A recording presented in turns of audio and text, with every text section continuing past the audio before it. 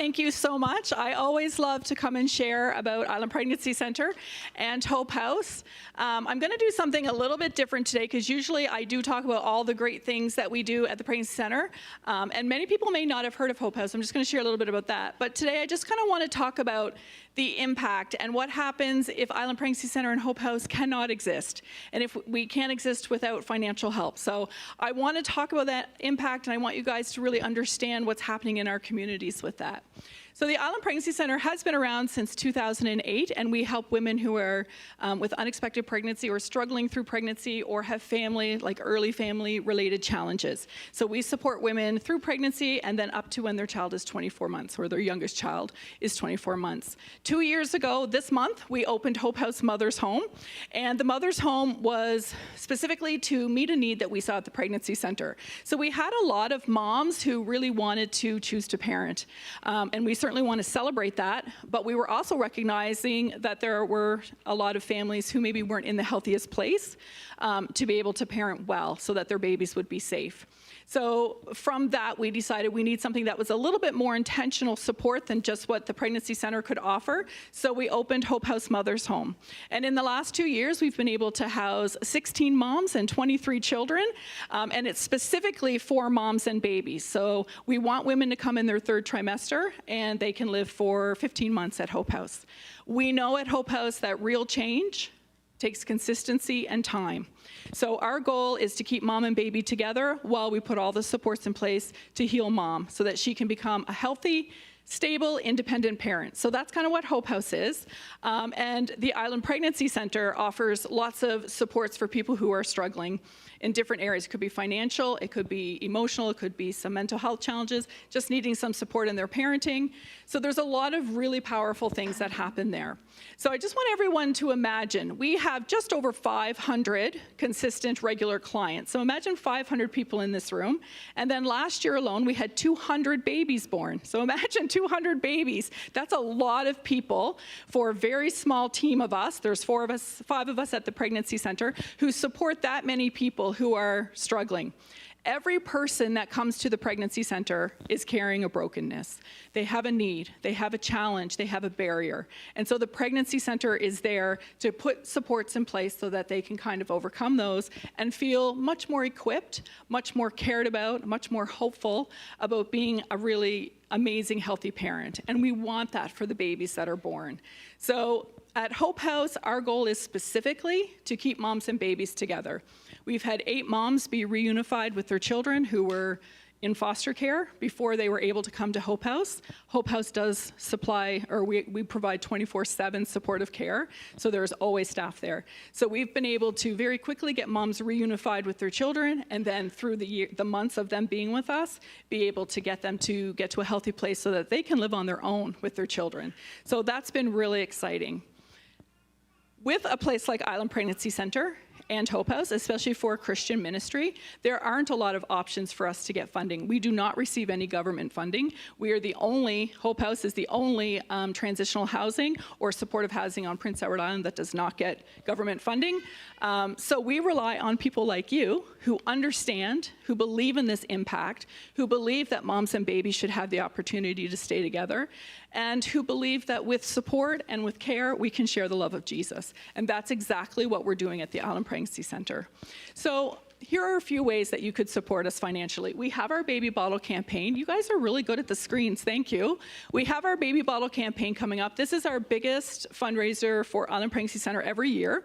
So we would encourage you between Mother's Day and Father's Day to give to that campaign. And all of that goes, if you go to the next one with the baby picture, it'll show like all of the things that your money supports at the Pregnancy Center.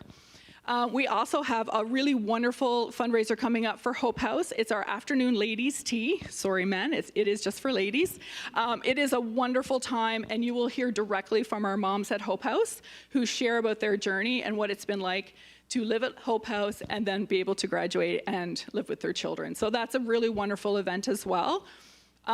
We would definitely encourage people to become monthly donors. That consistent monthly given or even yearly giving, as long as we know it's coming every year, is really helpful for stability, for financial stability, and to know that we can pay payroll, we can pay for our operational costs, that we can do our programming. Just this past weekend on Friday, I got a call from a mom who had messaged me and said that she had no baby formula at all for her baby. He's 3 months old. Child tax doesn't come until Monday for a lot of people, so she had no formula left. So I was able to go to the pregnancy center and get her some formula. But those are real panicky, fearful moments for moms who have a tiny infant who like literally cannot be fed if you don't have formula. So we're really thankful that we have that. The other great thing about the pregnancy center, and the important thing for you guys to remember about the pregnancy center and Hope House, there is nothing else on Prince Edward Island that offers these supports.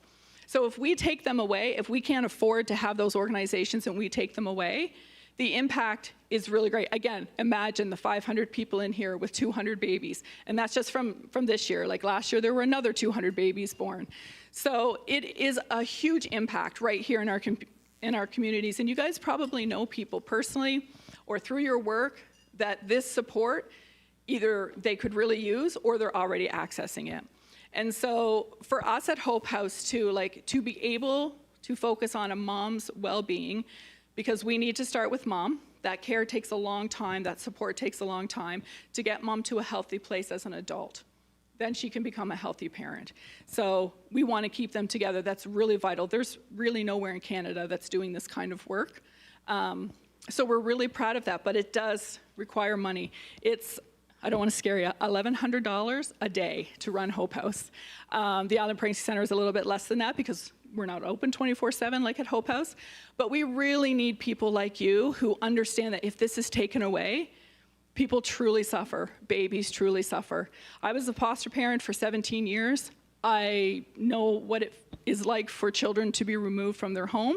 I know the trauma of a parent, and I know the trauma that a child faces. That's not something that you get over.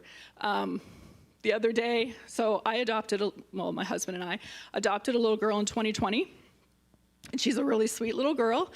We do have an open adoption with her birth mom because I understand how traumatic it is to have your child removed and then without any control taken and placed for adoption. And I wanted her to have some part of her child's life. So I hope I don't get too emotional with this, but the other day she messaged me and she had moved to an apartment in Summerside that's very close to Hope House. And so she wanted to know if she could come and do her laundry there. So I said, of course, you can come and do your laundry here. So while she was at Hope House, she's walking around, she's like, wow, this is really beautiful. Are you like the boss here? And I said, well, I'm the director here. So yeah, I like to keep things running pretty good. And she's like, this place is so beautiful. And I said, thank you. And she said, I just really wish it had been here when I had my child. And obviously that's my daughter as well, right? But it's also hers. And I just felt like there have been so many people, because I speak at a lot of places, so many people have come to me and said, I wish there'd been a Hope House when I had my children, because there was no opportunity for people to be able to get this kind of care. So I have Samara, and I don't have to worry about the what ifs or where she is, but her birth mom has to think about that every day, about what if I could have had the support, what if I could have been able to keep her. So there's a lot of impact that this program through Hope House and Island Pregnancy Center that has on real people that are your neighbors, your friends, your co-workers in the community. And so I really, really encourage you to understand that impact and please support us financially, because I believe this is the work that God has called us to do. It is clear throughout the Bible that He wants us to take care of children and those in need, and I really believe He loves this work and this ministry. So I would just ask each of you to consider that through the baby bottle campaign, through becoming a monthly donor, be the reason they stay together.